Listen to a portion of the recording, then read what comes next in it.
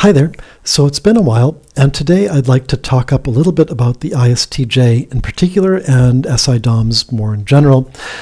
When I did the look through different typings historically and figured out who's typed properly, who's potentially mistyped, the most common people to mistype would be the SE DOMs and the SI DOMs. And I believe that there are reasons for that. So you have the ESTP, the ESFP, the ISTJ, and the ISFJ.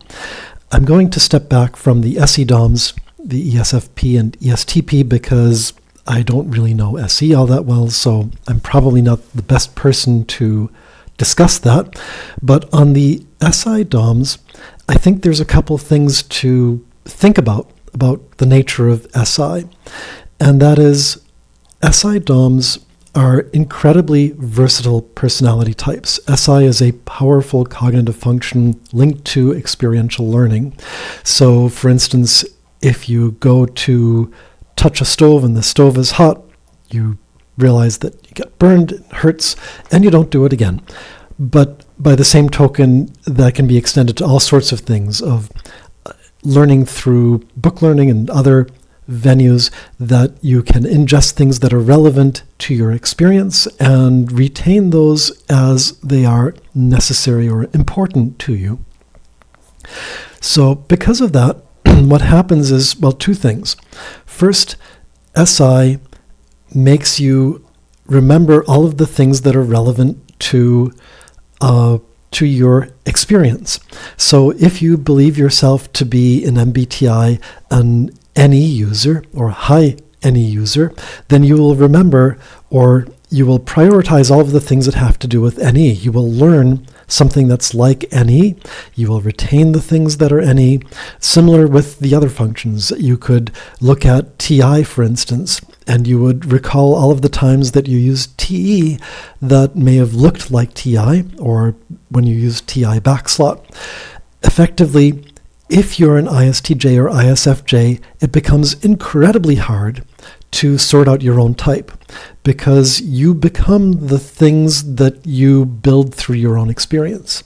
So if you believe yourself to be an INTP as an ISTJ, you will go through and through experiential learning get to the things that are INTP-like, and also recall the things that are INTP-like, and therefore basically be, in your own eyes, an INTP.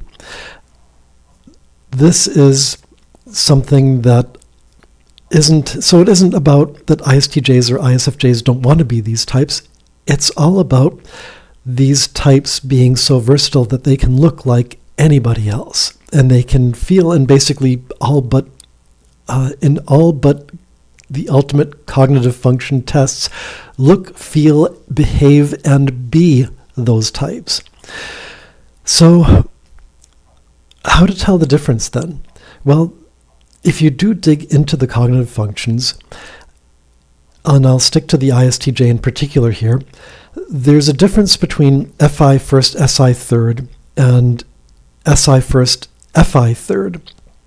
And it sort of looks like a matter of resolution, of emotional and FI rational judging resolution. So an FI DOM is going to tend to be much more placid about things, and they're just not going to have that experiential strength of retaining stuff. Never mind that their TE is going to be, for an INFP, relative garbage compared to what an ISTJ is capable of doing. On the flip side, an ISTJ with FI third is going to feel things very strongly and very personally, and take things personally, and not have as high a resolution, which means potentially being even more sensitive to certain sorts of emotions and rational judging. So the FI is not going to be as refined or as, let's say, accepting of things as with an FI DOM. But when you look at, from the perspective of an INFP, what are the closest adjacent personality types? Sure, ENFP is on one side, ISTJ is on the other. It is literally one of the closest personality types to the INFP, the difference being that the things that the ISTJ is good at, the INFP is bad at. The things that the INFP is good at, the ISTJ is bad at. And how does this kind of look when we bring this into example? Well, let me talk up. My dad is an ISTJ, and he's very much the unfortunately, he hones to the stereotype of the ISTJ. Not to say that's unfortunate. What I mean is more, given all of the versatility, I have an example that's very stereotypical, even though many ISTJs don't conform to the stereotype. And that is, for example, when he was pursuing an advanced degree, he had an English class and had to do a creative writing assignment. His creative writing assignment was to describe how to change the oil in a car step by step, which was reflective of high TE mixed with his SI experience. He was also at the top of his game for many years in a particular area of computer peripherals where he was calling the shots to manufacturers about how they had to spec and put together their particular peripherals in order to be eligible for contracts. So again, the perfect SITE combination, and he was a very powerful industry voice in his day, fortunately now and happily retired.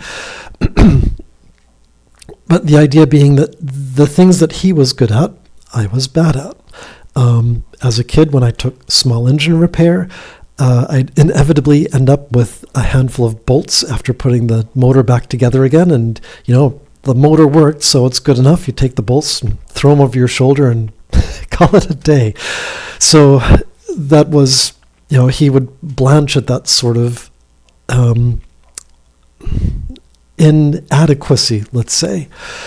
And by the same token, however, I always seemed to have kind of this coterie of people who were around, and it wasn't even, I considered myself a loner, but it was just that I would have these, well, not dates, but I would have kind of friends, lady friends, gentleman friends, just kind of around. And he was always completely mystified as to, like, where is this, is this kid some Casanova or something, or what's going on that these ladies are always hanging around with him? And it was not anything like that, but he just couldn't comprehend, like, what is going on with this kid that he's just sort of friendly with all of these people and they just seem to come and hang out. And, for me, it was, they asked to, they made their presence around me, and I was happy to have it, and then I wanted my alone time, and that was that. But at any rate, be that as it may, the ISTJ, the INFP, we are really close together. It's a complicated relationship between our types because they are strong at the things we are weak. We are weak at the things, we are strong at the things that they aspire to be. But ISTJs and ISFJs collectively, at least if the old MBTI numbers can be believed, are about 25% of the population. There's a reason for that. It's the immense versatility of the type that can be basically the classic tool-using human or the community-oriented person. And these are incredibly, again, flexible roles that these adaptive types can build themselves toward. So that's my piece, and I hope this is interesting to you. And if you know ISTJs or ISFJs in your life, they're interesting people, and they're some are home to the stereotypes, and others are completely not what we think and unexpected, but they're all quite interesting and usually quite competent. Bye for now.